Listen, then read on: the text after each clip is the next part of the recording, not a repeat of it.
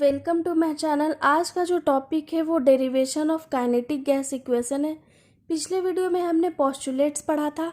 तो आज का जो टॉपिक है बहुत ही इम्पॉर्टेंट टॉपिक है, क्योंकि एग्जामिनेशन में डायरेक्ट पूछ लिए जाते हैं डेरिवेशन। तो चलिए स्टार्ट करते हैं आज का टॉपिक। तो यहाँ पे जो डेरिवेशन हम लोग निकालने वाले हैं या प्रूफ करने वाले हैं वो है PV is equal to 1/3 mnu²। इसी मैथमेटिकल फार्मूला को हम लोग डिराइव करेंगे। इसे ही काइनेटिक गैस इक्वेशन के नाम से हम लोग जानते हैं।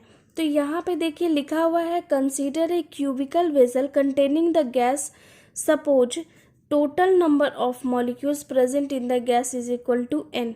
यानी एक क्यूबिकल वेसल हम लोग लेंगे, जैसा कि डायग्राम में आपको दिख रहा है। एक क्यूबिकल वेसल है जिसका जो ये फेस है वो A से डिनोट किया गया है और इस फेस को B से, और तीनों कोऑर्डिनेट में इसे दिखाया गया है, जैसे x कोऑर्डिनेट, y कोऑर्डिनेट और z कोऑर्डिनेट। और इसका जो लेंथ है वो L सेंटीमीटर से डिनोट किया गया है। तो इसमें n नंबर ऑफ मॉलिक्यूल्स हैं इस वेसल में, जो कि यहाँ पे लिखा हुआ है total number of molecules present in the gas is equal to n। Mass of each molecule of the gas is equal to m। जो मास है हर एक मॉलिक्यूल का उसे स्मॉल m से डिनोट करेंगे। Length of each side of the cube is equal to L centimetre. जो length है वो हर साइड क्यूब का वो L सेंटीमीटर है। तो नेक्स्ट हम लोग देखते हैं, for simplicity of calculation consider a velocity v1 centimetre पर सेकेंड इन एनी डायरेक्शन। जैसा कि हमने पोस्टुलेट्स में देखा था कि गैसियस मॉलिक्यूल्स जो होते हैं वो आपस में कोलाइड करते रहते हैं और उनका कुछ सर्टेन वेलोसिटी होता है और कुछ काइनेटिक एनर्जी होता है। तो स्मॉल यूनिट के लिए या सिंप्लिसिटी के लिए हम लोग क्या करते हैं, एक मॉलिक्यूल को लेते हैं। तो एक मॉलिक्यूल तो v1 से उसके वेलोसिटी को डिनोट किया गया है। तो वो मॉलिक्यूल v1 सेंटीमीटर पर सेकेंड से किसी भी डायरेक्शन में मूव कर रहा है। तो वो x डायरेक्शन में भी, y डायरेक्शन या z डायरेक्शन में भी मूव कर सकता है। इसलिए हम लोग v1 को वेक्टर के फॉर्म में लिए हैं। v1 vector is equal to vx, यानी x कोऑर्डिनेट ये y कोऑर्डिनेट को डिनोट कर रहा है और ये z कोऑर्डिनेट को। यानी जो हमारा मॉलिक्यूल है वो किसी भी डायरेक्शन में ट्रैवल कर सकता है।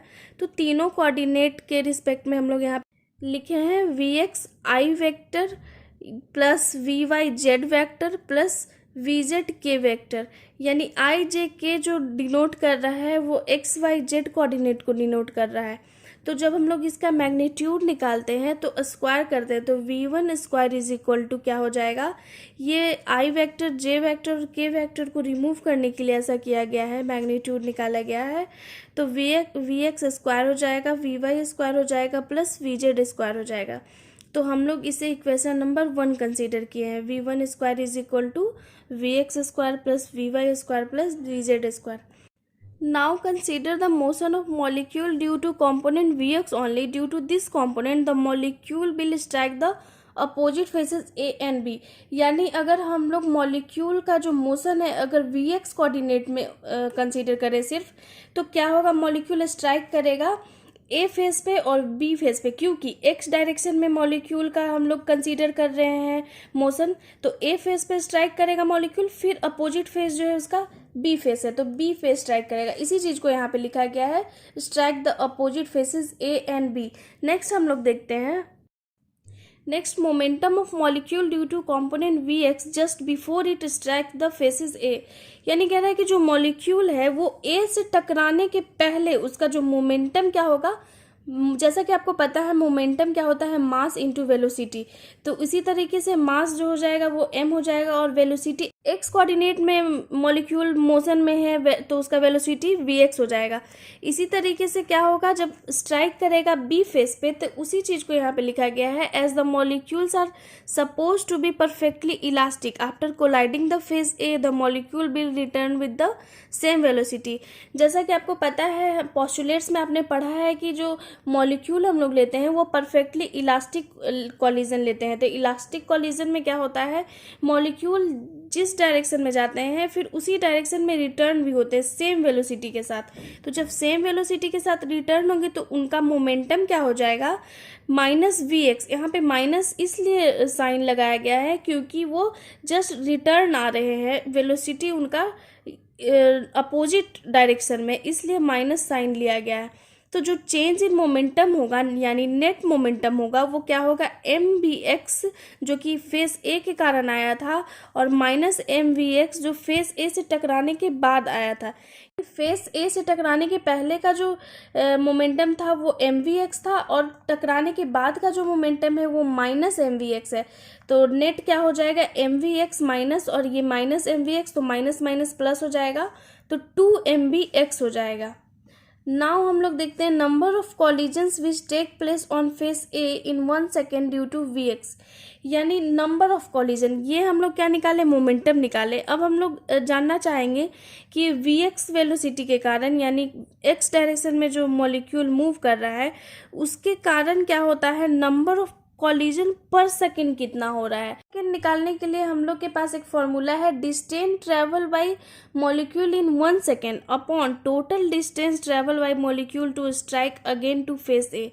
यानी 1 सेकेंड में मॉलिक्यूल कितना डिस्टेंस ट्रेवल करता है, तो वी एक्स डिस्टेंस यानी वी एक्स वेलोसिटी के साथ, और टोटल जो डिस्टेंस है तो जैसे ए के पास गया फिर ए से बी के पास गया यानी एल प्लस एल, तो इसी चीज़ को यहाँ पे लिखा गया है वी एक्स। जैसा कि आप यहाँ डायग्राम से समझ सकते हैं, यहाँ पे डायग्राम है तो मॉलिक्यूल यहाँ से यहाँ एल है तो एल इधर से इधर गया फिर इधर से इधर आया तो एल प्लस एल क्या हो जाएगा, 2l। इसी चीज़ को यहाँ पे लिखा गया है V X upon L plus L, L plus L हो गया 2l, we X upon 2l। यानी ये क्या आ गया हम लोग का नंबर ऑफ कॉलिजन फेस ए के कारण, जो कि 1 सेकेंड में कितना बार वो कोलाइड करेगा मॉलिक्यूल। नेक्स्ट हम लोग देखते हैं यहाँ पे, as the change of momentum in 1 collision is 2 mvx, यानी जो नेट मोमेंटम आया था या चेंज इन मोमेंटम आया था वो 2 mvx आया था, इसलिए change of momentum of the molecule in 1 second due to component vx for collision on the face A. कह रहा है कि 1 सेकेंड में जो आया था हम लोग के पास मोमेंटम वो क्या आया था, वी एक्स अपॉन 2l। तो चेंज इन मोमेंटम क्या हो जाएगा, गुना हो जाएगा, तो 2 mvx को हम लोग गुना करेंगे वी एक्स अपॉन 2l से, तो 2 से 2 कैंसिल हो जाएगा और बच जाएगा m V X into V X square upon L. Similarly क्या होगा, ये तो फेस ए के लिए निकाले तो फेस बी के लिए भी सेम ही होगा, तो बस क्या लिख देंगे हम लोग M V X square upon में एल। नेक्स्ट हम लोग देखते हैं change of momentum due to opposite face A and B by V X, यानी हम लोग देख रहे हैं चेंज ऑफ मोमेंटम क्या हुआ, तो ए और बी के कारण, तो ए के कारण क्या निकला था M B x square upon L और बी के कारण भी वही निकला था M B x square upon L. तो नेट जो आएगा मोमेंटम वो प्लस हो जाएगा, तो M B x square upon L plus M B x square plus L को करेंगे तो 2 mv X square upon L हो जाएगा। सिमिलरली अगर हम लोग y कोऑर्डिनेट के लिए निकाले तो वही होगा, x के जगह पे y हो जाएगा तो हो जाएगा 2 mv square upon L. Similarly z के लिए भी वही होगा, जैसा कि x y के लिए हुआ तो 2 mv स्क्वायर अपॉन एल, बस यहाँ पे x y z बदलेगा।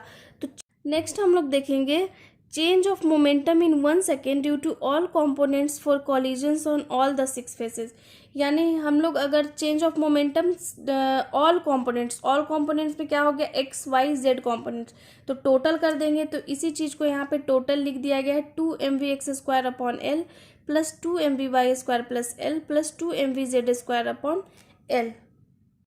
तो जैसा कि आप यहाँ पे देख रहे हैं 2m by L 2m by L 2m by L, यानी सारे में 2m अपॉन एल कॉमन है, तो इसी चीज़ को यहाँ पे लिखा गया है। 2m अपॉन एल को जब कॉमन लिए हैं तो क्या बचेगा, V X square plus we Y square plus V Z square.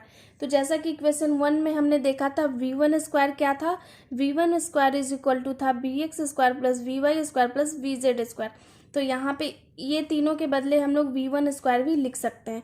Similarly क्या हो जाएगा, the change of momentum in 1 second for molecules having velocities v2 v3 v4 n terms तक, यानी Vn तक विल बी रिस्पेक्टिवली। ये तो 1 के लिए निकला, तो 2 के लिए भी यही हो जाएगा 2mv2 अपॉन l, v3 के लिए भी, v4 के लिए, तो ऐसे n टर्म्स के लिए क्या हो जाएगा 2mvn² अपॉन l। नेक्स्ट हम लोग देखते हैं टोटल चेंज ऑफ मोमेंटम। वो तो 1 सेकेंड का था, ये टोटल हम लोग निकालेंगे। तो total change of momentum in 1 second for all n molecules for collisions on all the 6 faces will be. जब हम लोग टोटल करते हैं तो ऐड करते हैं, तो ऐड करेंगे 2mv1² upon l plus 2mv2² upon l, so on n terms तक। तो यहाँ पे क्या कॉमन है 2m अपॉन l, तो 2m अपॉन l को कॉमन लिए हैं, तो v1² plus v2² plus vn² तक। तो यहाँ पे हम लोग n से गुना करते हैं। n से गुना इसलिए करते हैं क्योंकि आपको पता है रूट मीन स्क्वायर वेलोसिटी क्या होता है। जब अगर v1 v2 v3 vn तक वेलोसिटी रहे, तो उस वेलोसिटी का स्क्वायर करने के बाद, मीन निकालने के बाद जो हम लोग रूट करते हैं उसे ही रूट मीन स्क्वायर वेलोसिटी कहते हैं। तो यहाँ पे उसे u से डिनोट किया जाता है। तो 2m अपॉन l इंटू एक n जो बचा n, और इसे u²। यहाँ पे जैसा कि आपको पता है u इज इक्वल टू क्या हो जाएगा root under v1² plus v2² plus v3² plus so on vn² upon n। तो जब रूट इधर आएगा तो u² हो जाएगा, तो u² इज इक्वल टू इतना आ जाएगा। तो इसी चीज़ को, इतना टर्म को हम लोग u² लिखे हैं। तो नेक्स्ट हम लोग देखते हैं, नेक्स्ट लिखा हुआ है according to Newton second law change of momentum in 1 second equal to the force. जैसा कि आपको पता है न्यूटन सेकेंड लॉ के अकॉर्डिंग क्या होता है, चेंज ऑफ मोमेंटम होता है, या change in momentum in 1 second क्या होता है, फोर्स के इक्वल होता है। तो यहाँ पे हम लोग F इज इक्वल टू लिख सकते हैं 2mn u² अपॉन l। जैसा कि आप यहाँ पे देख रहे हैं 2mn l इंटू u², इसी चीज़ को यहाँ पे बस लिख के दिया गया है F is equal to 2mn u² upon l। तो जैसा कि आपको पता है प्रेशर क्या होता है, फोर्स अपॉन एरिया, यानी पर यूनिट लगने वाले फोर्स को हम लोग प्रेशर कहते हैं। तो फोर्स अपॉन एरिया है, area of all the faces क्या हो जाएगा, क्यूब का जो एरिया हो जाएगा वो 6l² हो जाएगा। तो इसी फार्मूला में हम लोग वैल्यू पुट करेंगे pressure is equal to force upon area वाले फार्मूला में। तो जैसा कि फोर्स का वैल्यू यहाँ पे आप लोग देख रहे हैं 2mn u² अपॉन l है, और एरिया है 6l²। तो इसी चीज़ को फार्मूला में जब पुट किया गया है तो आया है 2mn u² upon l upon में एरिया 6l²। तो ये ऊपर चला जाएगा, जैसा कि यहाँ पे 1 छिपा हुआ है, तो 1 ऊपर चला जाएगा और 6 नीचे आ जाएगा। तो इसी चीज़ को यहाँ पे सॉल्व किया गया है 2mn u² upon l into 1 upon 6l²। तो 2 से 6 कैंसिल होगा 3 टाइम्स में, तो बचेगा mn u² अपॉन l², 3 बचेगा, और l² और l क्या हो जाएगा, l³ हो जाएगा। तो इसी चीज़ को यहाँ पे लिखा गया है 1/3 को यहाँ पे आगे कर दिया गया है, और mn u² upon l³ mn u² upon l³ लिखा गया है। तो जैसा कि आपको पता है कि जो क्यूब होता है उसका वॉल्यूम क्या होता है, AQ होता है, यानी जो साइड होता है उसका Q होता है। तो साइड का जो वैल्यू था हम लोग L लिए थे, L कंसिडर किए थे, तो LQ इज इक्वल टू क्या हो जाएगा, V हो जाएगा। तो इसी चीज़ को यहाँ पे लिखा गया है, LQ के जगह पे V लिखा गया है। तो हम लोग का जो फॉर्मूला बनेगा P is equal to 1/3 mn u² upon V, और V को जब हम लोग क्रॉस मल्टीप्लीकेशन करेंगे तो PV इज इक्वल टू क्या आ जाएगा 1/3 mn u²। यही चीज़ जो है वो काइनेटिक गैस इक्वेशन है, जैसा कि हमने वीडियो के पहले में बताया था कि आज हम लोग इसी फॉर्मूला को डिराइव करेंगे। तो यहाँ पे डेरिवेशन ख़त्म होता है, डिराइव हो गया PV is equal to 1/3 mn u²। तो आज का टॉपिक यहीं पे ख़त्म होता है। ये बहुत ही इम्पॉर्टेंट टॉपिक है, 1 से 2 बार आप इसे प्रैक्टिस कीजिएगा तो इजी वे में समझ में आ जाएगा। तो अगर आपको मेरा वीडियो अच्छा लगे तो ज़्यादा से ज़्यादा लाइक कीजिए, शेयर कीजिए, सब्सक्राइब कीजिए। Thank you so much.